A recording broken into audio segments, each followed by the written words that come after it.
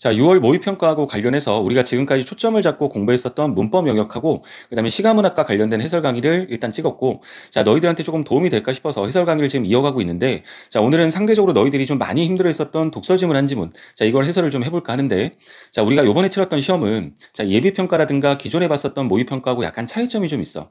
자, 예비평가나 이전에 봤었던 시험하고 견주어서 보면 독서 지문이 이번에는 4세트가 출제가 됐거든. 자, 근데 이 독서 영역이라는 이 영역 자체가 자, 대체적으로 학생들이 다른 영역에 비해서 좀 부담감을 많이 가지고 있잖아. 자, 그런데 4세트 중에서 자, 지금 너희가 화면에 보고 있었던 이 PCR과 관련된 지문하고, 자, 그다음에 당분간 좀 바나나를 먹고 싶지 않게끔 만들었던 그 과정이론과 제1론과 관련된 복합 지문, 그 두 지문이 좀 너희들한테 많이 힘들었을 거고, 또 상대적으로 보면 자, 첫 번째 세트에 나왔었던 그 독서법과 관련된 지문이나 내지는 형벌과 관련된 지문, 그게 쉬웠다고 말하기는 좀 그렇긴 하지만 상대적으로 너희들이 좀 수월하다고 여기지 않았을까, 이 지문들에 비하면.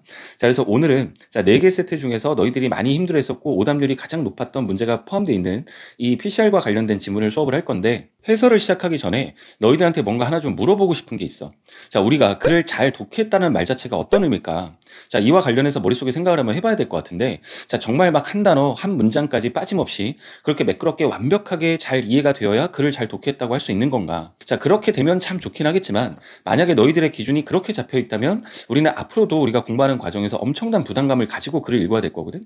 자, 그래서 나는 항상 수능 시험하고 관련해서 글을 잘 독했다라고 하는 그 기준을 학생들한테 어떻게 잡아야 된다고 조언을 하고 있냐면, 자, 주어진 문제를 해결하는데 지장이 없었다 정도로 잡으면 된다. 그러니까 완벽하게 글이 이해가 되지 않더라도 자, 그렇게 주어진 너희들을 평가하기 위해서 제시했던 그런 문제를 푸는 데는 지장이 없었다면 나는 잘 읽었다고 생각하면 된다. 자, 이렇게 너희들한테 조언을 좀 하고 싶은데, 자, 왜 이런 얘기를 자꾸 하냐면, 자, 우리가 학생들이 자, 독서지문, 특히 독서지문에 그런 경향이 좀 강한데 잘해야 된다는 생각이 너무 강한 영역인가 봐. 자, 그래서 너희들이 완벽하게 이해를 하기 위해서 노력을 하다 보면 그 과정에 계속해서 스텝이 꼬이고 오히려 그 역효과가 나서 시험 전체를 다 망가뜨리는 부분들이 대체적으로 이 독서 영역이거든. 자, 그래서 자꾸 멋있게 읽으려고 노력하지 말고, 자, 우리는 이 시험을 통과해야만 대학을 갈 수 있는 거야. 자, 그렇기 위해서는 정말 시험답게 글을 좀 읽었으면 좋겠고, 자, 그리고 멋있게 읽기보다는 너희들이 주어진 어떤 상황에 어떤 절차를 통해 읽어야만이 그 문제를 정확하게 해결할 수 있는가, 그 문제를 해결해야만이 대학을 간다라고 하는 그 과정을 머릿속에 좀 염두에 두고, 자, 완벽하게 이해하려고 하지 않아도 좋아. 그리고 나도 그렇게 완벽하게 이해를 한다고 생각하고 모든 지문을 보지 않거든. 자, 그러니까 너희들이 완벽하게 하려고 하는 그 마음 자체가 오히려 너희들을 망가뜨릴 수도 있다는 생각을 좀 하면서, 자, 그리고 실제 시험에서 너희들이 그러지 않았나 점검점도 좀 마련해 보면서, 자, 그리고 봤으면 좋겠어. 뭐 우리가 오늘 볼 이 지문이 PCR 관련된 그런 지문인데, 나는 뼛속까지 문과라서 이 정보들 다 이해를 완벽하게 못해.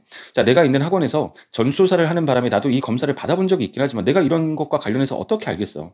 자, 그런데다가 너희들이 지금 보고 있는 글은 뭐 너희도 처음 봤지만 나도 처음 본 글이고 며칠 전에 처음 본 글이고, 너희들이 보고 있었던 그 시간에 나도 같은 시간에 본 거거든. 그러니까 너희들하고 내가 차이가 없어. 자, 그렇기 때문에 선생은 잘 읽고 학생은 못 읽고가 아니고 어차피 똑같은 글을 처음 읽는 건데, 자, 어떻게 기준을 두고 우리가 주어진 시간 안에서 이 글을 읽고 해결했어야 되냐. 자, 이 부분을 좀 머릿속에 생각을 좀 하면서 너희들이 읽었으면 좋겠어. 자, 이번 시험에 치른 어떤 시험 자체가 의의가 있기 때문에 내가 해설 강의를 지금 하고 있긴 한데, 자, 너희들하고 내가 아직까지 독서 지문과 관련해서는 한 번도 수업을 한 적이 없거든. 자, 그래서 내가 해설하는 그 과정 자체가 굉장히 너희들이 낯설게 느껴질 수도 있고, 자, 또 너희들이 문제를 푸는, 너희들이 문제를 그 해결하는 어떤 그 루틴하고 좀 다를 수 있어. 뭐 선생님들마다 제시하는 어떤 교수법, 이렇게 풀어야 된다라고 하는 교수법이 굉장히 다양하고, 또 그만큼이나 다양한 게 학생들의 루틴이거든. 자, 그래서 나는 오늘 그냥 어떻게 그 시간의 과정에서 읽고 어떤 단계들과 절차들을 거쳐서 이렇게 정답을 냈어야 하는지, 자, 그렇게 여러 가지 선생님들이 제시하는 어떤 방법론들이 있지만, 자, 그것들에 포함해서 내가 좀 다르다 할지라도 맞고 틀림의 문제 차원이 아니라 나는 실제 문제를 풀 때도 그렇게 풀어. 그리고 내가 학생들하고 수업을 하고 지도를 할 때도 그렇게 하고, 자, 그러니까 내 방식 그대로 풀이를 할 테니까 좀 낯설더라도 그걸 감안하고 들어줬으면 좋겠어.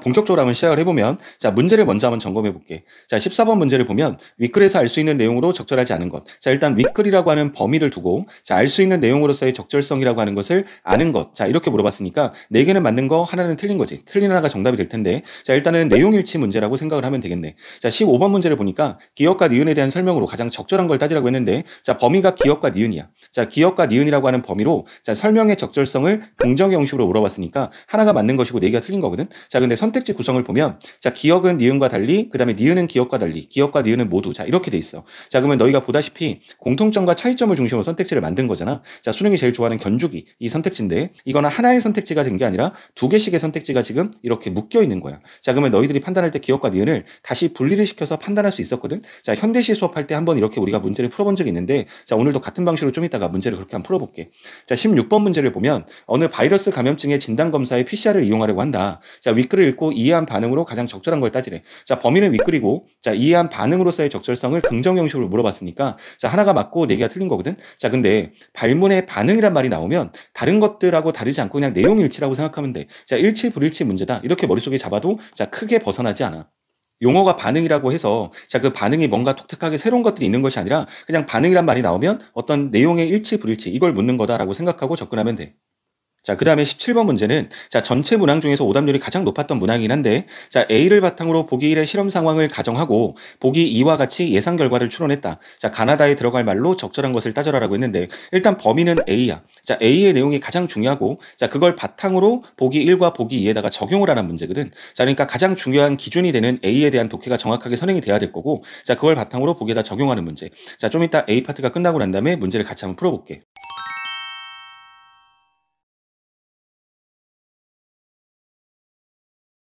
수업 준비를 위해서 늘 문제를 풀고 살아야 되는 직업을 가지고 있는 나는 항상 내 머리가 9등급이다라고 생각을 하고 문제를 풀어. 자, 이 말이 무슨 말이냐면 우리 지금 보고 있는 지문이 과학과 관련된 지문이잖아. 자, 근데 이거는 지금 과학을 하자고 주어진 정보가 아니라 지금 우리가 과학과 관련된 정보를 국어적으로 어떻게 그 정보를 처리하고 문제를 해결하느냐를 평가하고 싶어서 주어진 정보인 거야.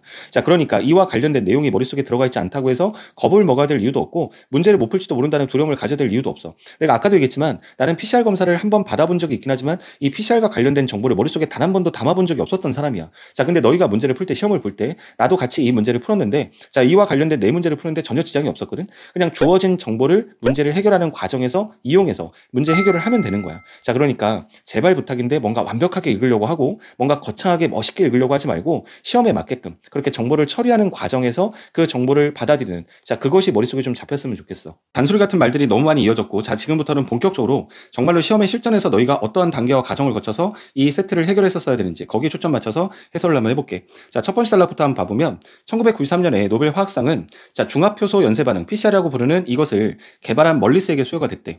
자, 염기 서열을 아는 DNA가 딱 한 분자라도 있으면 자, 이것을 바탕으로 다량으로 증폭할 수 있는 길을 열었기 때문이다. 자, 멀리스가 노벨 화학상을 받을 수 있었던 이유와 관련된 언급을 했어. 자, 그리고 나서 PCR은 자, 주형 DNA, 그 다음에 프라이머, 그 다음에 DNA 중합효소, 그 다음에 4종의 뉴클레오타이드. 자, 요것들이 필요하다고 했으니까, 자, PCR의 구성요소를 지금 쭉 나열을 했는데, 자, 바로 이어서 보니까 주형 DNA라고 했거든? 그럼 열거했던 이 구성요소와 관련된 개념을 던지겠다는 거야. 자, 근데 너희도 예상하겠지만, 첫 단락에서 개념을 던져주는 이유는 뻔한 이유지. 자, 본격적으로 이야기하고 싶은 정보는 뒤에 있는데, 그 내용부터 바로 시작하게 되면 너희들이 전혀 이해를 못하니까, 자, 그것을 이해할 수 있는 단서, 그것을 이해하기 위한 어떤 매개로서 지금 개념을 던지는 거거든? 자, 그러니까 이 개념들을 완벽하게까지는 이해를 못하더라도, 너희들이 최대한 이 개념을 부여잡고 가져가야 밑에 나와 있는 정보를 이해할 수 있다는 거야. 그러니까 나도 여기 나와 있는 것을 정보로 보는 거니까 그냥 최대한 정보로서 이해해 보려고 노력하는 그 과정에서 우리가 이 개념과 관련된 게 처리가 돼야 될 것 같아. 자, 그러면 첫 번째 주형 DNA부터 주형 DNA라는 건 뭐냐면 자, 시료로부터 추출해서 PCR에서 이 DNA 증폭의 바탕이 되는 이중가닥의 DNA를 자, 주형 DNA라고 한대. 자, 근데 그 주형 DNA에서 증폭하고자 하는 부위를 표적 DNA라고 한대. 자, 그러니까 증폭의 바탕이 된다는 말을 쓰는 것 같은데 자, 주형 DNA 안에 표적 DNA가 있어. 자, 그렇기 때문에 증폭의 바탕이 되는 DNA를 주형 DNA라고 하나보다. 자, 이 정도 개념은 머릿속에 좀 잡고 가고. 자, 그 다음에 두 번째 프라이머와 관련된 설명인데 자, 프라이머는 표적 DNA의 일부분과 동일한 염기서열로 이루어진 짧은 단일 가닥의 DNA로 자, 두 종이 있나 본데 두 종의 프라이머가 표적 DNA의 시작과 끝부분에 각각 결합을 한대. 자, 그러니까 프라이머는 자, 일단은 표적 DNA 일부분하고 동일한 염기설로 돼 있고 자, 그 다음에 단일 가닥이면서 그렇게 표적 DNA의 시작과 끝부분에 붙는다. 자, 이것이 기능이고 뭐 어떤 역할, 개념인 것 같아. 그 다음에 세 번째, 자, DNA 중합효소라는 게 있는데 얘는 DNA를 복제한대. 자, 이것이 기능인가 봐. 그래서 단일 가닥 DNA의 각 염기설에 대응되는 뉴클레오타이드를 순서대로 결합해서 이중가닥 DNA를 생성한다. 이렇게 돼 있어. 자, 지금까지 같이 읽어봤는데 첫 문단은 일단 PCR의 구성요소와 자, 그 구성요소들의 각각의 개념을 지금 던지고 있거든. 근데 첫 문단부터 지금 던져지는 정보가 적지 않아. 자, 우리가 첫 천문난치고 예의도 없게 지금 아주 많은 정보들을 지금 던졌는데, 자, 근데 이 개념들이 있어야만이 뒤에 나와 있었던 어떤 정보들을 처리할 수 있기 때문에 최대한 이 개념을 머릿속에 좀 담고 힘들겠지만, 자, 두 번째 단락까지 한번 이어서 가볼게. 자, 두 번째 단락을 보니까 PCR 과정은 그랬거든? 자, 그러면 첫 번째 단락에서는 구성 요소와 그와 관련된 개념을 줬으니까 그걸 통해서 과정을 얘기하고 싶은 건가 봐. 자, 시간의 흐름에 따른 어떤 절차나 순서를 과정이라고 하기 때문에, 그러면 시간이 흘러가면서 어떤 순서, 어떤 절차에 의해서 진행이 되는지, 자, 거기에 염두에 두고 일과될 건데, 자, 우선이라고 하는 표지가 있어. 자, 열을 가해 이중가닥 DNA를 두 개의 단일 가닥으로 분리하는 것으로 시작을 한대. 자, 그러면 우리가 일단은 첫 번째 단계는 열을 가하고 그 열을 통해서 이중가닥을 두 개의 단일 가닥으로 분리를 한대. 자, 그리고 그 이후에 각각의, 자, 그럼 분리를 했으니까 단일 가닥이 됐을 거 아니야? 이런 단일 가닥 DNA에다가 프라이머가 결합을 한대네. 자, 그러면 프라이머, 아까 전에 위에서 나왔었잖아. 프라이머는 이 표적 DNA의 시작과 끝부분에 붙는다고. 자, 그럼 여기서 말하는 단일 가닥이라고 하는 건 표적 DNA가 되겠네. 자, 거기에 프라이머가 결합을 하고 나면, 자, 그 뒤에 DNA 중합 효소에 의해서 복제가 된대. 자, 그래서 두 개의 이중가닥 DNA가 생긴대. 자, 이 과정이 지금 복제되는 과정. 자, 요 과정을 얘기하는 것 같은데, 자, 일정한 시간 동안 진행되는 이러한 DNA 복제 과정. 자, 그 복제 과정이 맞나 봐. 근데 이 과정이 하나의 사이클을 이룬대. 자, 일정한 시간 동안 이렇게 복제 과정이 이루어지는 것이 사이클이라고 했으니까 사이클은 시간에 관련된 개념일 거고, 자, 그런데 이 사이클마다 표적 DNA 양이 2배씩 증가를 한단다. 자, 그러면 쉽게 말하면 표적 DNA가 만약에 하나가 있었어. 자, 그러면 한 사이클 돌고 나면 2개. 자, 그러면 2개가 있었다면 한 사이클 돌고 나면 4개. 자, 4개가 있었다면 8개. 자, 이렇게 한 사이클마다 증가되는 어떤 표적 DNA 양이 2배씩이다. 자, 이렇게 머릿속에 정보를 담고, 자, 그리고 나서 DNA 양이 더 이상 증폭이 되지 않을 정도로 충분하게 사이클이 수행이 되고 나면 PCR을 종료를 한대. 자, 그래서 전통적인 PCR은, 이러고 지금 뜬금없이 전통적인 PCR이라는 워딩이 나왔는데, 자, 그러면 이거는 전통적이지 않은 PCR이 뭔가가 있어야만 이런 말을 쓸 수 있는 거잖아. 우리 PCR 자체가 하나라면 굳이 이런 용어를 써야 될 이유가 없지. 자, 그러면 너희들한테 던지는 어떤 시그널 정도라고 생각하면 되냐면, 이 글 어딘가에, 이 제시문 어딘가에 전통적이지 않은 PCR을 깔 거니까, 자, 그것과 관련해서 너희들이 견주어가면서, 자, 비교하면서 읽어야 된다라고 하는 것을 미리 알려주는, 자, 그런 어떤 시그널 정도라고 생각하면 될 것 같고, 그렇기 때문에 너희는, 아, 그러면 뒤에 나오는 무언가와 계속해서 견주어가면서 읽어야 되는 거구나, 그런 대비를 하라는 얘기인 거지. 자, 그래서 이런 전통적인 PCR은, 자, 이렇게 충분히 사이클을 수행하고 난 뒤에 얻은 최종 산물에다가 형광 물질을 결합을 시키고, 자, 그것의 발색을 통해서 표적 DNA 증폭 여부를 확인을 한대. 자, 여기까지가 이 관련된 정보들인데, 자, 우리가 첫 번째 단락과 두 번째 단락까지만 읽어봐도, 자, 너희가 공감하겠지만 쏟아지는 정보들이 어마어마하고 정보의 밀도가 아주 높아. 그러면 이후에 전개되는 어떤 양상에서는 이런 정보의 양이 적을까? 자, 그렇지 않을 거거든. 동일하거나 아니면 더 많을 수도 있지. 자, 그러면 여기서 너희가 어떤 선택을 내려야 되는 지점인데, 자, 여기서 말하는 선택이라고 하는 건 크게 둘 중 하나야. 자, 어차피 기억을 다, 세부 정보 기억을 다 못할 거니까, 자, 그러면 나중에 문제 풀 때 찾으러 온다고 생각하고, 자, 빠르게 구획 정리하고 난 다음에 다음 어떤 정보들을 입혀가는 거지. 자, 그런 어떤 방식도 있겠지만, 또 하나는, 자, 글을 읽었어. 시간을 들여서 정보를 꾸역꾸역 세부 정보 이해하면서 담았거든. 근데 이후의 내용을 읽으면서 그 내용들이 머릿속에서 점점 망각이 되고 정보들이 새는 거야. 근데 나는 이게 너무 아까워. 그래서 나는 어떻게 너희들한테 또 하나의 방법을 제시하냐면, 독해력을 바탕으로 정보를 얻어냈으면 그렇게 정보를 얻어낸 걸 바탕으로 머릿속에서 새게끔 냅두지 말고, 자, 읽은 정보 더 이상 담을 수 없겠다라고 생각하는 그 지점에서 그 정보, 담았던 정보를 털어내라고. 자, 그 말은 선택지를 처리하는 얘기거든. 자, 그렇게 되면 문제가 해결되는 과정 속에 놓이게 되는 거고, 그 다음에 문제를 해결하는 과정의 선택지를 통해서 털어냈기 때문에, 자, 그러면 너희들 머릿속에 세부 정보를 담았었던 내용에 빈 공간이 생기잖아. 그럼 그 빈 공간에 새로운 어떤 정보들 읽어가면 또 담으면 되지. 또 담고 또 처리하면 되겠지. 자, 그래서 독해력을 바탕으로 읽어가는 과정에 정보를 어떻게 처리하느냐에 따라서 너희들이 부담감이 덜어질 수 있다는 거야. 이건 너희들한테 부담감이 덜어지는 방법은 돼도 부담감이 더하는 방법은 아닐 거거든. 자, 그래서 나는 같은 맥락에서 지금 여기서 14번의 문제가 내용일치 문제거든. 그러면 나는 지금까지 읽었었던 내용을 바탕으로 한번 털어볼게. 자, 1번 선택지를 보니까 이종의 프라이머 각각의 연기 서열과 정확하게 일치하는 연기 서열을 주형 DNA에서 찾을 수가 없다라고 돼 있어. 자, 그럼 이와 관련된 정보를 우리가 이미 읽었거든. 자, 주형 DNA 안에, 자, 표적 DNA라는 게 있다 그랬어. 근데 그 표적 DNA의 일부분과 동일한 염기 서열로 이루어진 것이 프라이머라 그랬거든. 그러면 이 프라이머라고 하는 것은 분명히 주형 DNA 안에서 그 표적 DNA, 거기에서 분명히 동일한 연기 서열이라고 했으니까 정확하게 일치하는 연기 서열을 찾을 수가 없다가 아니라 찾을 수 있는 거지. 자, 우리가 금방 읽었었던 정보를 가지고서 우리가 이걸 판단할 수 있는 거야. 그러니까 적절하지 않은 건데 아주 공교롭게 지금 적절하지 않은 것을 묻는 문제였으니까 1번이 정답이 돼야 되는 거야. 근데 내가 지금 여기서 너희들한테 보여주는 건, 자, 봐봐라. 첫 번째 단락과 1번 선택지 보니까 정답 나오지. 첫 번째 단락만으로 1번의 정답을 낼 수 있었어. 이런 걸 얘기하고 싶은 게 아니고, 자, 우리가 읽었던 정보를 바탕으로 지금 이렇게 선택지를 처리해 갈 수 있다라고 하는 걸 보여준 거야. 자, 근데 공교롭게도 첫 번째 문단 1번 선택지가 이렇게 매칭이 안 되기 때문에 정답이 나와서 운이 좋게 이렇게 하나의 선택지만 보고 정답을 냈지만, 이 과정이 5번에 정답이 있었다면 같은 방식으로 5번까지 진행을 해나가는 거야. 자, 그래서 지금 여기서 너희들이 읽었던 정보들을 이렇게 털어내는 과정, 이거 충분히 가능할 수 있거든. 자, 근데 이렇게 설명을 하면 학생들이 대다수가 어떻게 반문을 하냐면, 지금까지 읽었었던 정보 양이 얼마 되지도 않는데 뒤에 어떤 내용이 나올 줄 알고 이렇게 단정할 수 있냐. 자, 뒤에 나와 있는 내용을 통해서 보면 값이 달라질 수 있지 않느냐. 이렇게 얘기를 하는 학생들이 있는데, 자, 더러 그러한 성격의 어떤 그러한 성격을 가지고 있는 글이 있어. 자, 그런 글이 보통 이런 거거든. 통념을 앞에다가 제시하고 그 통념을 반박할 때, 자, 통념에서는 이다라고 말했는데 반박하는 부분에서는 아니다라고 이렇게 부정하는 말들이 나올 때가 있어. 자, 근데 그거는 이렇게 간격을 벌려 쓰지도 않고 한 문단 내에서 내지는 한두 문단 내에서 이렇게 간격을 좁혀서 바로 부정을 해. 자, 그렇기 때문에 이와 해당되지 않고, 자, 또 하나, 자, 통념이라고 하는 것이 드러날 때는 보통 표지가 있어. 흔히 일반적으로 이런 것들. 그러니까 흔히 생각하고 일반적으로 생각하는 거지만 그 통념이 잘못됐다라고 하는, 그것이 통념이다라고 하는 것을 우리가 판단할 수 있는 표지가 주어지거든. 자, 근데 지금 이 선택지 처리는 우리가 명확하게 이러하다라고 주어진 정보를 바탕으로 처리를 한 거야. 자, 그렇기 때문에 그와는 성격이 다르고, 자, 앞에서 그러하다라고 말을 해놓고 뒤에 가서는 앞에서 그렇다고 말을 했지만 사실은 아니고 그건 거짓말이었고, 자, 그럴 수가 없었어, 이렇게 반박하는, 그렇게 뒤집는 병신 같은 글은 있을 수가 없어. 너희가 한번 생각해봐. 그런 병신 같은 글이 어딨냐. 그런 글을 쓰는 사람이 어디 있겠냐고. 더군다나 국가에서 치르는 시험에 글을 쓰는 건데 그렇게 쓸 리가 없잖아. 그리고 나는 선생이기 때문에 자, 수업 준비라는 과정의 문제들을 다 풀어봤고, 적어도 평가원에서 출제했던 문제들 중에 그런 문제가 단 한 문제도 없기 때문에 이런 조언을 할 수 있는 거야. 자, 이것을 받아들이고 안 받아들이고는 너희들이 지금까지 공부했던 루틴에 따라서 뭐 낯설기도 하고 그래서 못 받아들이겠다, 그건 너희들의 선택이지만 그 자체가 이것이 너희들의 또 하나의 어떤 돌파구, 또 너희들이 학습 방법이라든가 어떤 시험에 대비하는 측면에서 수정할 수 있는 방법이 될 수 있겠다고 생각해서 제시를 하는 거야. 그걸 선택하고 아니고는 너희가 판단하는 거고, 나는 강요하고 싶은 생각이 없고, 자, 내가 맞고 남이 틀렸다고 말하고 싶은 생각도 감히 하지 않아. 자, 그러니까 너희들에게 맞는 방법을 선택하되 이렇게 문제를 풀어갈 수 있는 과정들이 있다라고 하는 걸 보여주는 거야. 지금 비단 14번 문제만 그렇게 할 게 아니라 앞으로 모든 문제를 그렇게 풀 거거든.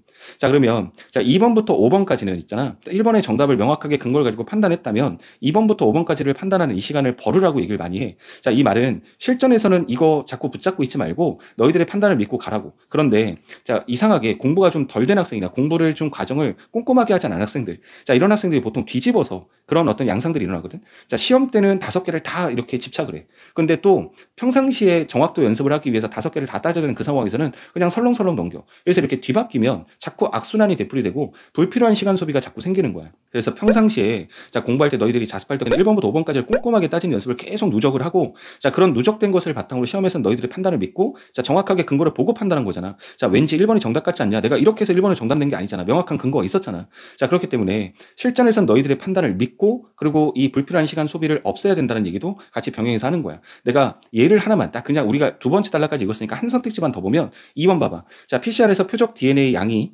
초기 양을 기준으로 해서 처음에 2배가 되는 시간. 자, 그러면 초기 양을 기준으로 하니까 2배가 된다는 거 말 그대로 2배가 된다는 거야. 자, 근데 이것과 4배에서 8배가 되는 시간. 이것도 2배지. 근데 그 시간이 같대. 근데 우리가 지금 두 번째 단락에 보면, 자, 이렇게 사이클이 진행될 때마다 표적 DNA 양이 2배씩 증가한다 그랬거든. 한 사이클마다. 자, 그러면 우리가 지금 이렇게 2배가 되는 것도, 그 다음에 이렇게 2배가 되는 것도 둘 다 한 사이클이니까 2배씩이 된 거겠지. 그럼 한 사이클이라는 시간은 동일할 수밖에 없는 거야. 이렇게 우리가 읽었던 걸 바탕으로 처리해도 충분히 처리가 되어 가거든. 그러니까 3번, 4번, 5번은 자, 이건 풀이를 안 할 거고 지금 실전을 대비해서 지금 어떻게 했었어야 되는지를 판단하는 거니까. 자, 우리가 해설지에도 자세히 나와 있고, 그리고 뭐 여러 선생님들이 아주 자세하게 해설 강의 하시는 선생님들은 이 내용까지 다 우리가 언급하면서 하는 거야. 근데 그런 내용을 내가 하나 덧붙이고 싶어서 해설 강의 찍는 게 아니라 나는 과정과 절차를 너희들에게 보여주고 싶은 거거든. 그러니까 그 측면에서 지금 2번부터 5번까지의 선택지의 어떤 근거들은 해설지나 이런 것들 참고하면 돼. 자, 근데 적어도 우리가 처리하는 과정에서 이렇게 정답을 낼 수 있었다. 그리고 선택지가 처리될 수 있었다. 자, 요것만 머릿속에 태도로 좀 남겼으면 좋겠고, 그런 가능성. 자, 그렇게 했을 때 내가 좀 도움이 되려나라고 하는 그 생각을 너희들이 좀 해봤으면 좋겠어.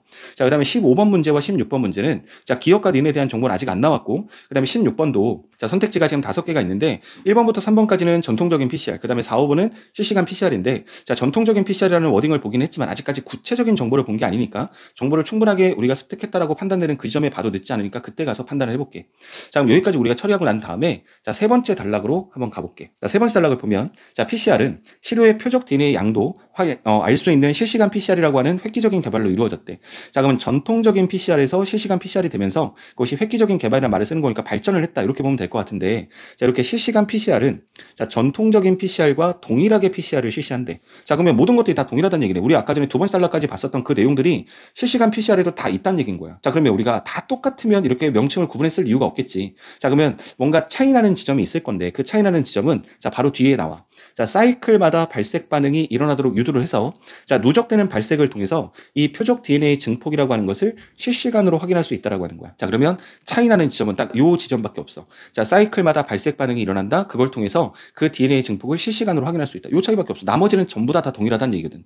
자, 이것을 위해서 실시간 PCR에서는 그 PCR 과정에 발색 물질이 추가로 필요해. 당연하지. 전통적인 방식에서는 최종 산물에 딱 한 번만 쓰면 되거든. 근데 얘는 지금 아까 금방 어떤 차이가 있다고 했냐면 사이클마다 발색 반응이 일어나도록 한다고 했으니까 추가적인 발색 물질이 필요한 건 당연한 얘기겠지. 자, 그래서 이 발색 물질이 추가로 필요한데 자, 이중가닥 DNA 특이 염료나 내지는 형광 표식 탐침. 자, 이것들이 이 발색 물질로 이용이 된대. 자, 근데 이것들이 공교롭게 지금 기억과 니은이거든. 자, 그러면 지금부터 15번을 해결할 수 있는 근거들이 제시가 된다는 얘기야. 너희가 지금 봐서 알겠지만 지금 이 문장을 읽기 전까지는 15번에 관련된 어떤 판단할 수 있는 근거가 아무것도 없었어. 자, 근데 지금부터 이제 그 얘기를 꺼내겠다는 건데, 자, 기억부터 보면, 자, 이중가닥 DNA 특이 염료는 이중가닥 DNA에 결합을 한대. 자, 그래서 발색하는 형광물질인데 구체적으로, 자, 새로 생성된 이중가닥 표적 DNA에 결합해서 발색을 한대. 자, 그래서 표적 DNA 증폭을 알 수 있다고 했는데, 다만, 자, 조심해야 되는 표지야. 뭐 예외적인 거라든가 좀 눈여겨봐야 되는 그런 다만, 이중가닥 DNA 특이 염료라고 하는 것은 모든 이중가닥 DNA에 결합을 할 수 있기 때문에 두 개의 프라이머끼리 결합해서 이중가닥의 이합체를 형성한 거. 자, 두 개의 프라이머끼리의 결합이고 이것을 통한 이합체야. 그러니까 아까 위에서 말했었던 새로 생성된 이중가닥 표적 DNA가 아닌 거지. 아니라면 여기에 결합하면 안 되고, 자, 그런데 그렇게 발색되지 말아야 되는데 이것도 이중가닥의 이합체라고 결합을 해버리는 거야. 그래서 의도하지 않은 발색이 일어난다는 거지. 자, 그러면 너희들이 잘 생각해보면 이 부분은 지금 이 물질이 가지고 있는 한계점에 대한 언급인 것 같은데, 자, 무조건 이중가닥에 다 결합되기 때문에 결합하지 말아야 되는 프라이머끼리의 결합에도 결합을 하고 발색을 한다. 이런 한계점을 가지고 있다. 자, 그렇지만 이중가닥 DNA 특이 염료라고 하는 것은 새롭게 생성된 이중가닥 표적 DNA에 결합해서 발색을 하는 것이다. 자, 이렇게 정보를 잡았어. 자, 그러면 우리가 기억과 관련된 정보를 얻었으니까 자, 15번과 관련해서 기억과 관련된 거 우리가 따져볼 수 있겠지. 자, 우리가 이 기억과 니은에 관련된 거긴 한데 지금 1번부터 5번까지를 보면 1, 2번은 기억은 니은과 달리, 그 다음에 3, 4번은 니은은 기억과 달리, 5번은 기억과 니은은 모두 이렇게 돼 있으니까 공통점과 차이점에 관련된 언급이거든. 자, 그러면 이런 선택지들은 하나의 선택지처럼 보이지만 원래 두 개의 선택지인 거야. 두 개의 선택지가 결합돼서 이렇게 만들어진 거거든. 자, 그러면 기억에 맞게끔 분리를 시키면 되지. 자, 1, 2번은 기억은 하고 니은과 달리 빼고 읽으면 되고, 자, 그 다음에 3, 4번은 기억은 자, 이렇게 뒤에 나와 있는 조건들 하지 않다. 달리니까 차이점이니까 않다라고 읽으면 되지. 그 다음에 5번은 그냥 니은 제외하고 읽으면 되는 거고. 자, 하나하나 따져보면, 자, 1번부터 한번 따져볼게. 기억은, 자, 니은과 달리 빼고 프라이머와 결합하여 이합체를 이룬다라고 했는데, 프라이머와 결합하는 게 아니었어. 자, 새로 생성된 이중가닥 표적 DNA에 결합하는 거였지. 자, 그러면 기억이 틀린 순간 니은이 맞더라도 1번은 정답이 될 수가 없네. 자, 이번에 보니까 기억은 자, 표적 DNA에 붙은 채 발색 반응이 일어난다. 금방 읽었었던 거에 나오지? 그 표적 DNA에 결합해서 발색한다라고 했으니까 자, 기억에 대한 정보로서는 적절해. 자, 니은은 따져봐야 되겠지만 자, 3번과 4번은 달리니까 아니하다. 자, 뒤에 나와 있는 조건이 않다라고 읽으면 될 건데 자, 3번은 기억은 형광물질과 결합하여 이합체를 이루지 않는다. 이렇게 읽으면 되지. 자, 그러면 형광물질과 결합해서 이합체를 이룬 게 아니니까 자, 기억에 관련된 정보로서는 적절해.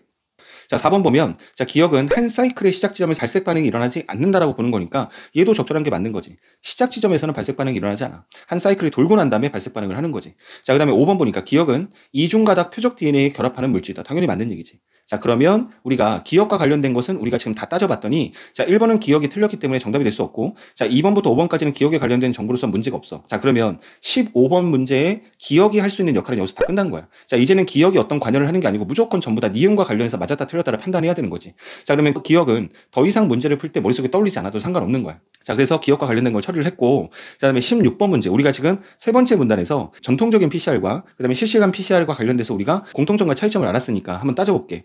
자, 16번에 1번 보니까 전통적인 PCR로 진단 검사를 할 때 시료의 바이러스의 양이 적은 감염 초기에는 감염 여부를 진단할 수가 없겠군이라고 돼 있거든. 자, 그런데 너희가 잘 봐야 되는 게 양이 적다라는 말은 양이 존재한다라고 하는 전제가 있어야 돼. 존재하지만 그 수가 적은 거잖아. 자, 그러면 우리 아까 전에 첫 문단에 제일 시작 지점에 뭐라고 했냐면 자, 염기서열을 아는 DNA가 딱 한 분자라도 있으면 그걸 다량으로 증폭할 수 있다고 했거든. 자, 그러면 양이 적을 뿐이지 있다란 얘기잖아. 그럼 있을 때는 진단할 수 없는 게 아니지.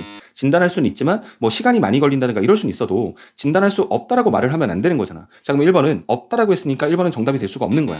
자, 2번에 보니까 전통적인 PCR로 진단 검사를 할 때 DNA 증폭 여부를 확인하는 데 있어서 발생 물질이 필요가 없다고 했거든. 그런데 아니잖아. 두 번째 단락의 마지막에 보면 자, 우리가 PCR을 통해서 만들어진 최종 산물에 형광물질을 결합시켜서 발색을 확인한다고 했거든. 자, 그렇기 때문에 발색물질이 필요 없다는 말은 성립될 수가 없는 거야. 자, 그럼 두 번째 문단에 마지막에 나와 있었던 근거를 통해서 2번은 정답이 될 수가 없었던 거고, 자, 3번에 보면 전통적인 PCR로 진단 검사를 할 때 실시간 증폭 여부를 확인할 필요가 없어. 자, 진단에 걸리는 시간이 줄일 수 있겠다라고 돼 있어. 자, 그런데 증폭 여부를 확인할 필요가 없다는 것과 증폭 여부를 확인할 수 없는 것은 완전히 의미가 다르긴 하지만 어쨌든 확인 자체를 하지 않기 때문에 그 맥락에서 비슷하다고 생각할 수도 있어. 자, 근데 그 뒤에 조건에 보니까 진단에 걸리는 시간이 줄일 수 있대. 자, 그러면 이 말이 맞으려면 어떤 기준이 되는 시간이 있을 거야. 최종 단계에 판단하는 그 기준점이 있을 거고, 그거보다 빨라야 시간을 줄일 수 있다는 말을 쓰겠지. 자, 그런데 우리 아까 전에 두 번째 단락 마지막 줄에 뭐라고 했냐면 최종 산물을 통해서 우리가 확인을 하는 거거든. 최종 산물에서 우리가 얻어진 발색을 통해서 우리가 증폭 여부를 확인한다 했으니까 이건 마지막 단계에서 확인하기 때문에 그게 기준점이 될지언정 그거보다 앞당겨서 이렇게 시간을 줄일 수가 없다는 얘기야. 그럼 있겠군이라는 말을 썼으니까 틀린 얘기가 되겠지. 자, 그래서 3번도 정답이 될 수가 없어. 자, 그 다음에 4번 선택지를 보면 실시간 PCR로 진단검사를 할 때 표적 DNA의 염기서열이 알려져 있어야 감염 여부를 분석할 수 있겠다. 아까 전에 우리 1번 선택지 따질 때 그랬잖아. 염기서열이 알려진 단 한 분자라도 있어야만이 그걸 통해 증폭을 할 수 있다. 자, 그렇기 때문에 지금 4번 선택지는 1번 선택지에서 우리가 봤었던 그 근거를 통해서 맞는 선택지잖아. 그러니까 4번이 정답이 돼야 될 거고, 자, 5번 보면 실시간 PCR로 진단검사를 할 때 자, 감염 여부는 PCR이 끝난 후에 알 수 있지만 실시간 증폭은 확인할 수가 있겠다. 한번 상식적으로 생각해봐. 실시간 증폭을 왜 확인하냐면 그 증폭을 통해서 감염 여부를 판단하는 거거든. 그러면 실시간으로 증폭을 확인한다는 얘기는 그렇게 감염 여부도 실시간으로 확인할 수 있다는 얘기지. 끝난 후에야 가능하다라고 하는 것은 전통적인 PCR의 방법이지 실시간 PCR 방법이라 볼 수가 없어. 자, 그러니까 5번도 적절하지 않지. 자, 그러면 우리가 지금까지 읽었던 세 번째 단락까지의 내용만으로도 16번 문제는 해결할 수 있었던 거야. 자, 그러면 우리가 지금까지 세 문단을 읽었는데 14번, 16번 문제 해결을 했거든. 자, 그 다음에 네 번째 단락. 자, 우리가 네 번째 단락으로 한번 가볼게. 자, 형광 표식 탐침은 형광 물질과 이 형광 물질을 억제하는 소각 물질이 붙어 있는 단일 가닥의 DNA 단편이래. 자, 형광 물질, 그 다음에 그 형광 물질을 억제하는 소각 물질이 붙어 있는 단일 가닥의 DNA 단편으로 자, 표적 DNA 부분에서 프라이머가 결합하지 않는 부위에 특이적으로 결합을 한대. 자, 그럼 얘도 표적 DNA에 붙는데 아까 우리가 프라이머는 어디에 붙는다고 했냐면 시작과 끝부분에 붙는다고 했거든. 그럼 적어도 이 부분의 형광 표식 탐침은 자, 표적 DNA에 붙는데 시작과 끝부분이 아닌 부분에 붙나 봐. 자, 그래서 결합을 해서 설계가 된대. 근데 PCR 과정에서 이중가닥 DNA가 단일가닥이 되면 우리 아까 전에 열을 가해서 이중가닥이었던 걸 단일가닥으로 분리한다 그랬잖아. 자, 근데 단일가닥이 되면 형광 표식 탐침은 프라이머와 마찬가지로 표적 DNA에 결합한대. 자, 그러면 표적 DNA도 아까 전에 이 프라이머도 아까 전에 표적 DNA에 붙는다고 했는데 분리된 것에 붙는다고 했는데 이 형광 표식 탐침 역시도 프라이머하고 똑같이 이렇게 분리된 단일가닥에 붙는데. 자, 그러고 나서 그 이후에 자, DNA 중합 효소에 의해서 이 이중가닥 DNA가 형성되는 과정. 자, 이게 복제 과정이었는데 이 과정 중에 탐침은 표적 DNA들과 결합이 끊어진대. 자, 그러면 단일 가닥에 붙었다가 이중 가닥이 형성되는 그 과정 속에서 결합이 끊어지고 분해가 된댄다. 자, 그리고 나서 탐침이 분해되어 형광물질과 소각물질이 분리가 일어나면 자, 일단 분해가 됐는데 그 과정에서 형광물질하고 소각물질이 같이 있다고 했잖아. 근데 그것이 분리가 되면 그때 형광물질이 발색이 되고 자, 이로써 표적 DNA가 증폭되었음을 알 수 있대. 자, 형광 표식 탐침은 이렇게 표적 DNA에 특이적으로 결합하는 장점이 있어. 자, 그렇지만 상대적으로 비용이 비싸다라고 하는 여전히 한계점도 가지고 있는 거야. 자, 우리가 아까 전에 기억처럼 니은 역시도 자, 완전한 어떤 발생 물질이라 말할 수는 없고 어떤 한계점을 좀 가지고 있다. 자, 이렇게 우리가 정리를 했으니까 이건 니은에 관련된 자료잖아. 자, 그러면 15번에 니은과 관련된 것을 우리가 한번 해결해 보면 자, 1번은 우리가 따질 이유가 없었어. 기억이 틀린 순간 니은을 우리가 볼 필요가 없어지는 거잖아. 자, 2번부터 보면 자, 니은은 자, 이렇게 형광 표식 탐침은 표적 DNA에 붙은 채 발색 반응이 일어나지 않는다라고 봐야 되겠지. 자, 그러니까 맞는 얘기지. 왜냐면 표적 DNA에 붙은 채가 아니고 자, 그렇게 결합이 끊어지면서 분해되는 과정에 발색을 하는 거거든. 자, 그러니까 니은은 아니고 자, 그러면 니은에 대한 설명까지가 맞으니까 정답은 2번 돼야 되겠지. 자, 시험에서 너희들이 명확한 근거를 갖고 판단했다면 여기까지만 판단하고 다시 돌아가야 돼. 자, 그런데 자, 우리가 지금 기껏 읽었으니까 너희들이 지금 이 과정이 낯설 수 있으니까 설명을 잠깐만 좀 하면 자, 3번과 4번은 그냥 기억과 달리 빼고 그대로 읽으면 된다. 자, 니은은 자, 형광 물질과 결합하여 더 이상 읽을 필요 없지. 자, 형광 물질과 결합하는 게 아니었어. 자, 니은이 결합하는 것도 자, 표적 DNA하고 결합을 하는 거였거든. 형광 물질과 결합하는 게 아니라. 자, 그다음에 4번 보면 니은은 한 사이클의 시작 지점에서 발생이 일어난다라고 했는데 자, 시작 지점은 기억이든 니은이든 간에 동시에 둘 다 발색 반응이 일어나는 게 아니야. 사이클이 일어나고 난 뒤에 발색 반응을 보는 거지. 증가된 양에 따라서. 자, 그러니까 니은은 일어난다고 했으니까 니은에 대한 정보가 틀린 거야. 자, 그리고 마지막 5번 보면, 자, 니은은 이중가닥 표적 DNA에 결합하는 물질이라고 했는데 이중가닥 표적 DNA가 아니었잖아. 자, 그것이 분리된 단일가닥에 붙는다고 했었거든. 이중이냐 단일이냐, 이건 아주 중요한 차이가 있었으니까. 그러니까 니은은 아니었으니까 너희가 눈으로 보듯이 지금 두 가지의 정보를 다 맞게 쓴 건 2번밖에 없었던 거야. 자, 이렇게 해서 15번까지 문제가 해결이 되면 우리 지금 네 번째 단락까지 읽어가는 그 과정 속에서 지금 네 문제 중 세 문제가 해결이 된 거고, 자, 이제 마지막으로 A와 관련지어서 남아있는 문제 딱 하나만 남게 됐어. 자, 근데 우리가 이제 읽어야 되는 부분이 A지. 자, 그러면 이제 마지막으로 A와 관련해서 우리가 지금 5번째 단락인데 A와 관련해서 한번 읽어볼게. 자, 이 부분과 관련해서 우리가 마지막 문제 17번 문제가 있었어. 자, 실시간 PCR에서 발색도는, 자, 발색도라고 하는 것은 증폭된 이중가닥 표적 DNA의 양에 비례한데, 자, 그러면 우리가, 자, 발색도라고 하는 것은 이 이중가닥, 자, 증폭이 된 이중가닥 DNA의 양에 비례한다고 했으니까, 자, 우리가 이 양이 많아지면 많아질수록 발색도가 높아진다는 얘기고, 그 다음에 이 양이 줄어들면 줄어들수록 발색도가 낮아진다는 얘기가 되겠지. 자, 비례한다고 했으니까. 자, 그래서 일정 수준의 발색도에 도달하는 데 필요한 사이클을 표적 DNA의 초기 양에 따라 달라진대. 자, 우리가 발색도라고 하는 건 일정 수준이야. 일정 수준의 발색도가 있고, 거기까지 도달하는 데 필요한 사이클. 자, 이것을 우리는 표적 DNA 초기 양에 따라서 달라진다고 표현을 했어. 근데 당연할 수밖에 없는 게 이런 거지. 예를 들어서 아까 전에 하나가 우리가 도달하게 되면, 우리가 한 사이클에 돌면 2개가 된다 그랬고, 자, 2개가 아까 전에 도달하게 되면 4개가 된다. 한 사이클이 지나면. 그러면 4개면 8개가 된다고 했거든. 자, 그러면 그냥 하나에 아주 그냥 예시로 임의적인 수를 하나 잡아볼게. 자, 임의적인 수에 만약에 32가 있다고 쳐볼게. 그러면 이거를 발색도라고 기준으로 보면, 자, 그러면 우리가 지금 하나일 때 시작했을 때는 하나에서 2개, 2개에서 4개, 4개에서 8개, 8개에서 16개, 16개에서 32개. 이렇게 지금 한 단계, 두 단계, 세 단계, 네 단계, 5번의 이 사이클을 돌아야 돼. 자, 근데 우리가 초기의 양이 2개였다면 4개, 8개, 16개, 그 다음에 32개니까 지금 하나, 둘, 셋, 4개가 돼야 되겠지.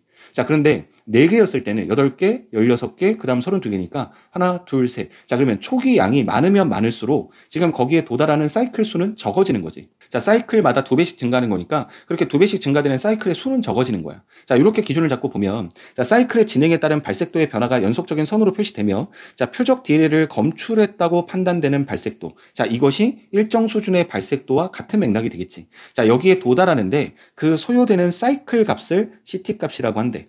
자, 이렇게 하는데 표적 DNA 농도를 알지 못하는 미지의 시료의 어떤 CT값과 표적 DNA 농도를 알고 있는 표준 시료의 CT값. 자, 이것을 비교하면, 자, 모르는 그 미지 시료에 포함되어 있는 표적 DNA 농도를 계산할 수 있대. 자, 농도라고 하는 것이 일반적으로 어떤 액체 같은 것이, 자, 묽은 정도, 이걸 우리가 농도라고 하지만 또 한편으로 농도는 어떻게 쓰냐면 어느 곳에 안에 일정한 성분이 들어있는 그 정도를 우리가 농도라고 하거든. 자, 그럼 우리가 이 농도라고 하는 측면을 뭐하고 연결지어 생각하게 되냐면 표적 DNA 양과 생각하면 되는 거야. 그럼 표적 DNA 양과 관련지어서 보면, 자, 농도를 알고 있는 것을 기준으로 해서 그 농도를 모르는 것을 계산할 수 있다는 얘기인 거거든.